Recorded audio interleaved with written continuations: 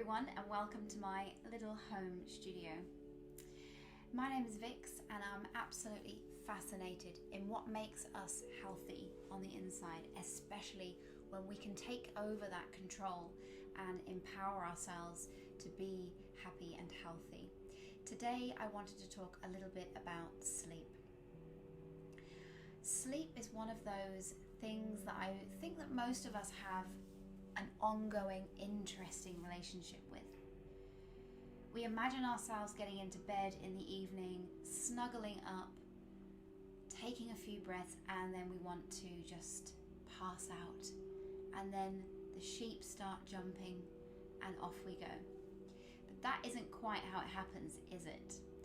Life is hectic, it's busy.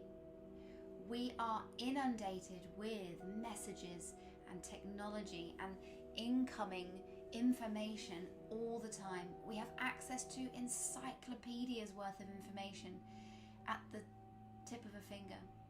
And so when we're lying in bed and we remember that we forgot to Google that thing, and then it was, oh yeah, but then why do toads only live in certain place, and suddenly you've lost an hour. I remember a few weeks ago lying in bed, which I try not to do, but every now and again it does happen. And I just wanted to check in with my sister. And so I did that, and then I came to, almost like I'd been somewhere else. And it was 10 minutes later, and I was nowhere near the place I actually wanted to be on the phone. And that made me realize actually how much the informational technology overload is having an effect on our brains. So let's go back to sleep for a moment. What does a brain really like to have so that it can fall off into a nice peaceful sleep? Well, the brain emits brain waves, which are very, very small voltage electricity. You may have heard of alpha, beta, gamma, delta waves. So when we concentrate, when we're anxious, so when we're stimulated, any of those feelings or actions, our brain has a very strong wave.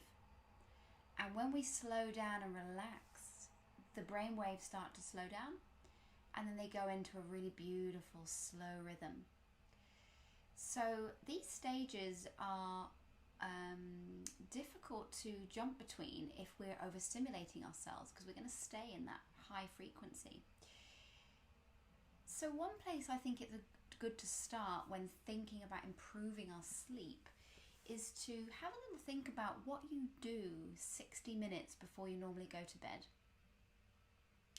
If I ask you just to think back 7 days from yesterday and 7 days back, do you find yourself doing, processing, learning, reading, watching, scrolling, cleaning, right up until the moment you expect yourself to go sleep?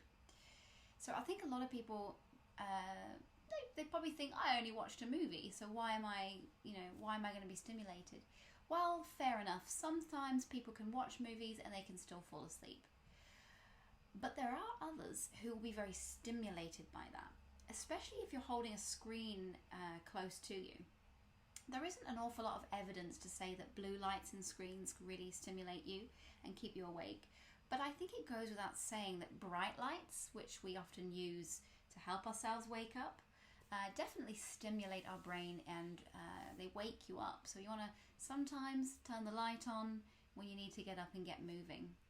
Or the sun rises. So just by design, we get up with the sun in the past, where the sun provides energy, it provides you with movement. So I think one of the key things to remember is to have a look at what you do 60 minutes before you go to bed. And if you're happy to actually really dive in here and look at your evening routine, then have a little look at your weekly routine. So if you work or you study, I'm guessing that there'll be around about 4 or 5 days a week that will be the same. Or maybe you have shift work, so it's going to be a bit more difficult. So if you have the time to sit down with a piece of paper or a diary and plan out, okay, Monday, Tuesday, Wednesday, etc., I'm going to go to bed at 11. I'm going to get up at 7. I'm going to get the 8 hours sleep. So 11 o'clock is the bedtime. Something that I chose to do after Christmas is a 10 o'clock club, because I am an 11 o'clock bedtime person in the week. So 10 o'clock club means no matter what you're doing, that if it's stimulating, that's fine. I do a lot of videoing like this and podcasting and studying and that kind of stuff. It has to stop at 10 o'clock. I do allow myself to read because I feel like, although I shouldn't be stimulating myself with that, I think it's better than the screen time. So I'm fair to myself. I'm taking the baby steps I need.